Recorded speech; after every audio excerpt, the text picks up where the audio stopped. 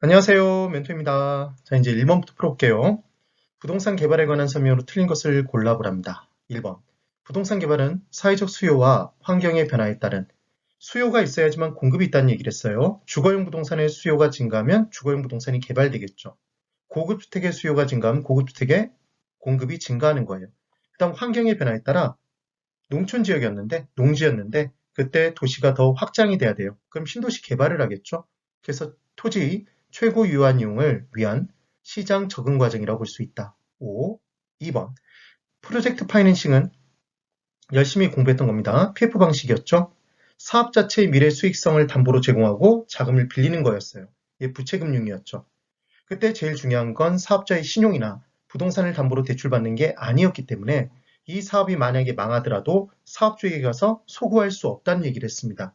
소를 통해서 구할 수 없다는 얘기를 했었죠. 사업성을 기초로 자금을 조달하는 방식이 되더라. 그래서 안전성을 높이기 위해서 PF 방식은 사업 자체에서 들어오는 돈이 있으면 그 돈을 별도의 에스크로 계정으로 운영한다는 말씀을 드렸어요.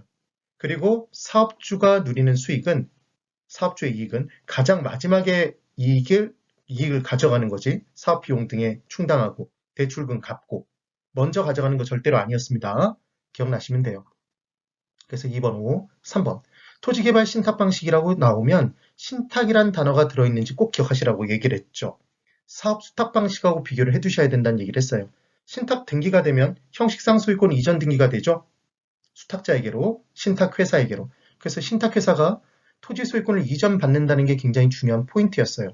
그래서 이 신탁회사는 개발 능력이 있는 개발회사겠죠.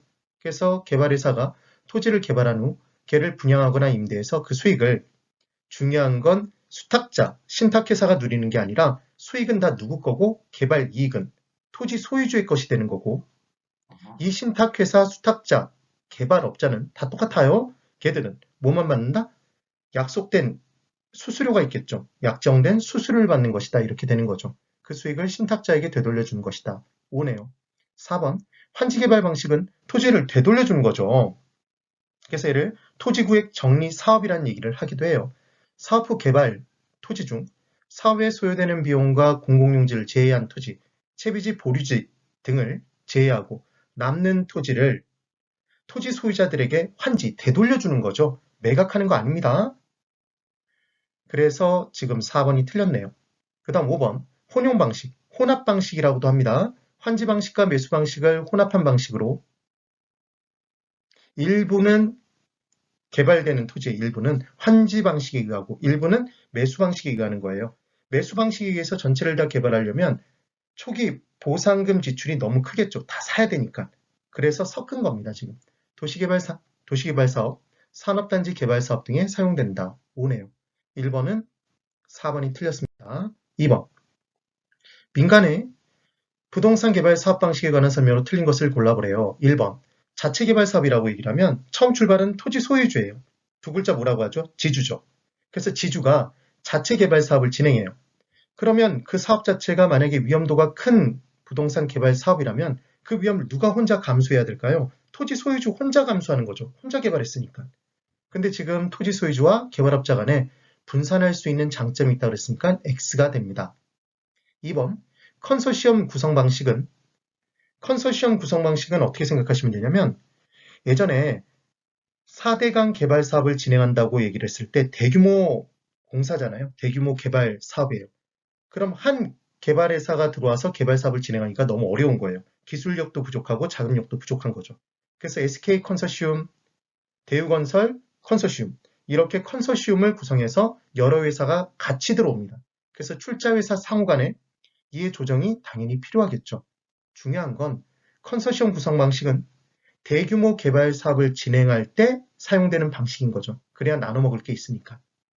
그래서 기술력의 보완, 자금력의 보완이 이루어져서 원활한 사업 진행이 되는 장점은 있겠지만 단점이 있겠죠. 그 합쳐진 회사들 간에 분쟁이 발생한다면 이해관계의 조정 절차가 오래 걸릴 수가 있어요. 그런 내용이 따라 나오겠네요. 그 다음 3번. 사업 위탁 방식은 신탁자 없죠. 그럼 토지 소유자가 그대로 토지 소유권을 가지고 있는 상태에서 개발업자에게 개발 사업만 맡긴 거예요. 그리고 이 개발업자는 개발 사업을 통한 이익은 못 누려요. 약정된 수수료를 받겠죠. 개발 사업에 따른 수수료. 그래서 토지 소유주가 개발업자에게 사업 시행을 의뢰하고 개발업자는 사업 시행에 대한 수수료를 취하는 방식이다. 모든 운영 방식은 똑같아요. 그때 명의가 신탁회사에 넘어가는 게 토지개발 신탁이고, 신탁이란 단어. 사업 위탁 방식, 사업 수탁 방식이라고 하면 명의 이전 안 됩니다. 꼭 기억을 해두세요. 그 다음 4번. 지주공동사업은 토지 소유주가 개발 사업을 진행할 때 공동으로 사업을 진행하면 누구랑 공동으로 사업을 진행할까요? 개발업자겠죠. 그래서 토지 소유주와 개발업자가 부동산 개발 사업을 공동으로 시행하는 방식이래요. 그러니까 당연히 토지 소유주는 토지를 제공하겠죠. 토지를 갖고 있으니까. 그럼 개발업자는 개발 사업의 노하우를 제공하겠죠. 그래서 서로의 이익을 추구하는 방식이다. 5번. 토지 신탁형. 신탁이죠, 신탁. 그럼 형식상 소유권 이전되는 겁니다.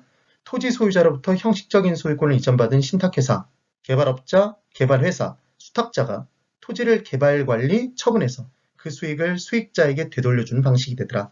5가 되네요. 그 다음 3번. 민간의 부동산 개발 방식에 관한 설명으로 틀린 것을 골라보랍니다. 1번. 자체 개발 사업 지주 혼자 하는 거죠. 사업자의 주도적인 사업 추진이 가능해요. 자기 혼자 하니까. 사업의 위험도 자기 혼자 감수해야 되죠. 그래서 사업의 위험성이 높을수록 위기관리 능력이 당연히 요구되겠네요. 2번. 토지 소유자가 제공한 토지에 개발업자는 공사비를 부담해서 개발한대요. 그러니까 토지 소유자 토지 됐어요. 개발업자가 공사비를 부담해서 부동산 하나 올렸습니다. 건물 하나 올렸어요. 그럼 그 개발된 부동산을 제공된 토지 가격과 공사비의 비율로 균등하게 쪼개 갖는 거예요. 그 비율로. 그래서 얘를 등가 교환 방식이라고 얘기를 합니다.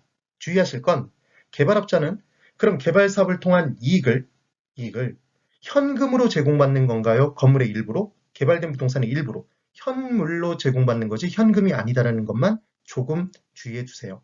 그 다음 3번. 토지 신탁 개발 방식과 사업 수탁 방식은 형식의 차이가 있으나 형식의 차이 있어요. 소유권 이전이 되는 게 토지 신탁 방식이었고 사업 수탁 방식은 소유권 이전된 게 안 됐죠. 근데 둘 다 소유권을 이전하고 사업 주체가 토지 소유자가 된다는 점이 동일하다 그랬으니까 얘는 X가 되네요. 3번이 틀렸습니다. 이 부분이 시험에 나오는 가장 중요한 포인트예요. 개발론에서. 토지 신탁 방식과 사업 수탁 방식의 비교입니다. 그 다음 4번. 개발 사업에 있어서 사업자금 조달 또는 상호 기술 보완 등 필요에 따라 법인 간의 컨소시엄을 구성해서 사업을 추진하면 얘를 컨소시엄 구성 방식이라고 하는 거죠. 5번. 토지 소유자가 사업을 시행하면서 공사비를 조달하기가 어려운 거예요. 그래서 건설업체에게 먼저 공사를 발주하고 공사비 지급을 다 지어서 분양하면 그 분양 수익금으로 지급하는 거예요. 그래서 얘를 이름을 말 그대로 뭐라고 하냐면 분양금 공사비 지급형이라고 얘기를 해요. 분양금으로 공사비를 지급하는 형태라는 거죠. 되시겠죠? 그러니까 토지 소유주 입장에서는 초기에 자신이 돈을 쥐고 있을 필요가 없잖아요. 원활한 사업의 진행이 가능해지겠네요. 이런 내용이 됩니다. 네, 오늘 여기까지입니다. 대단히 수고 많으셨습니다.